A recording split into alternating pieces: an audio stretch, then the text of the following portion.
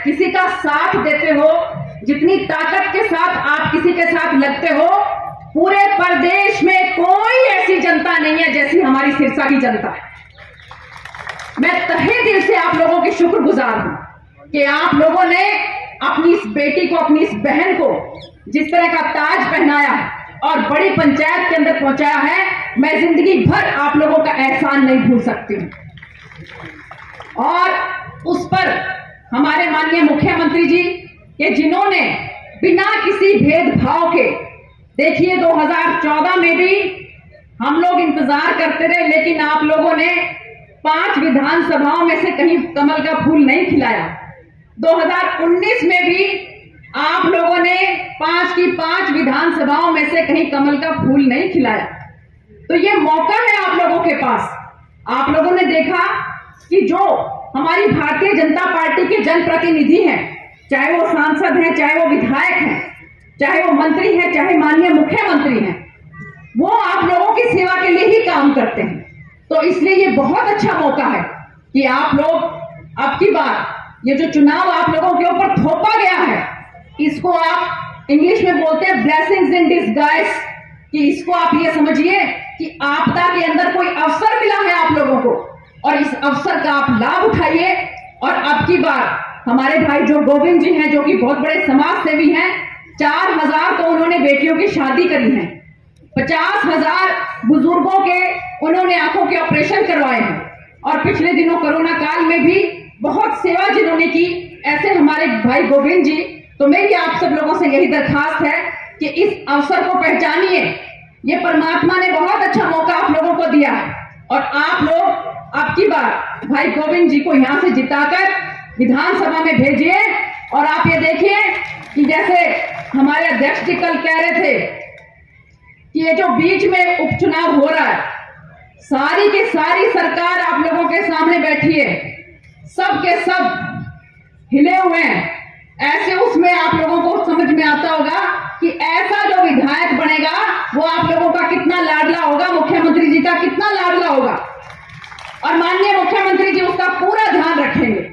और अभी भी पिछले दिनों कागदाना के अंदर जो हमारी सभा हुई, जिसके अंदर के हमारे प्रदेश अध्यक्ष जी भी आए हुए थे, कागदाना के सरपंच ने खुद खड़े होकर मुझे बताया कि किस तरह से माननीय मुख्यमंत्री जी के आशीर्वाद से उस गांव में 20 करोड़ रुपए के काम हुए। अभी मैं रंधावा के हमारे सरपंच साहब यहाँ पर आए हुए हैं, आप लोग इनसे पूछ सकते हैं, मीडिया वालों को मैं कहूंगी कि आप लोग जो है सरपंच से बात करें, सरपंच से पूछें कि आप बताएं कि आपके गांव में हमारी सरकार ने कितने काम करवाए। मैं कह रही हूं कि कोई भी गांव ऐसा नहीं है कि जिसके अंदर करोड़ों करोड़ों के काम ना हुए हों। तो ऐसी हमारी सरकार माननीय मुख्यमंत्री श्री मनोहर लाल जी के नेतृत्व में, और केंद्र में हमारे प्रधानमंत्री श्री नरेंद्र मोदी जी के नेतृत्व में, पानीपत की धरा से उन्होंने एक आवाज उठाई थी, बेटी बचाओ बेटी पढ़ाओ। और उस समय में हमारी बेटियों का रेशो, खासकर अगर मैं सिरसा जिले की बात करूं तो बहुत ज्यादा कम था। लेकिन जैसे जैसे समय बीतता गया, माननीय मुख्यमंत्री जी ने इतनी सारी योजनाएं हमारी बेटियों के लिए, महिलाओं के लिए चलाई कि उसके बाद हमारा यहाँ पे महिलाओं के लिए रेशो जो है वो एकदम से ग्राफ ऊपर आया। और हमारे मान सम्मान के योग्य हमारे बड़े बुजुर्गों ने इस बात को समझा कि बेटियां किसी मामले में बेटों से कम नहीं होती।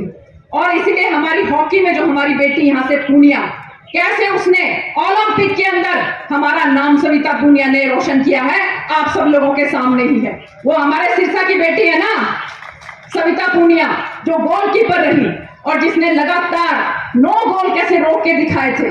तो देखिए, ये ऐसी सरकार है जो महिलाओं का मान सम्मान करती है, महिलाओं की बहुत ज्यादा जो इज्जत करती है और महिलाओं को आगे बढ़ाने का काम करती है। और इसके साथ साथ आप लोगों ने देखा होगा कि सिरसा में पहले बिना किसी पर्ची के, बिना किसी सिफारिश के कोई नौकरी नहीं लगती थी, लेकिन युवाओं की अगर कहीं नौकरी लगी है तो वो हमारी सरकार में लगी है, बिना खर्ची के लगी है और बिना पर्ची के लगी है। तो ऐसी सरकार जो केंद्र में भी है और हरियाणा में भी है, डबल इंजन की सरकार है। और बार बार एक बात कहते हैं, भाई गढ़ है, गढ़ है, गढ़ है।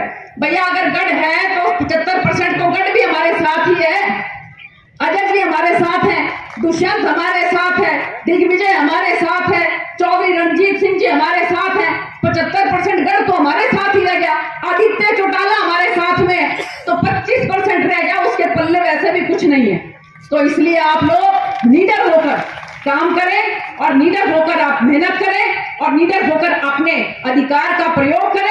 और इसके साथ साथ माननीय मुख्यमंत्री जी, मैं कहना चाहूंगी कि सेम की समस्या को आप बहुत अच्छी तरह से संभाल रहे हैं। इनका ध्यान रखो, ये लोग ऐसे हैं कि एक बार जिसके साथ लग गए ताउम्र उसके साथ रहते हैं, उसका पीछा नहीं छोड़ते हैं। आप इनको अपना पल्ला पकड़वाओ अच्छी तरह से। ये देखो, मैं कह रही हूँ कि ताउम्र अगर सिरसा से कमल का फूल कभी मुरझा जाए तो आप मेरा नाम बदल देना। तो मैं आपसे ये रिक्वेस्ट करती हूँ, बहुत छोटी छोटी सी यहाँ के लोगों की समस्याएं हैं, जैसे सेम की समस्या है, मुझे पूरी उम्मीद है आप उसका समाधान करोगे।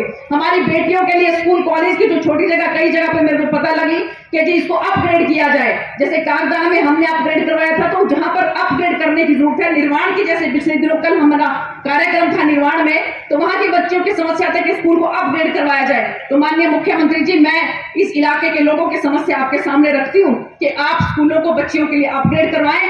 एक और बेटियां मुझे पर मिली थी कि जी हमें अगर एग्जाम देने के लिए जाना पड़ता है, हम सिरसा में रहते हैं और फरीदाबाद के अंदर अगर हमें पेपर देने के लिए जाना पड़ता है तो बहुत समस्या है। और लड़कियों को तो साथ में कोई ना कोई साथ रखना पड़ता है, या तो पिताजी को या भाई को।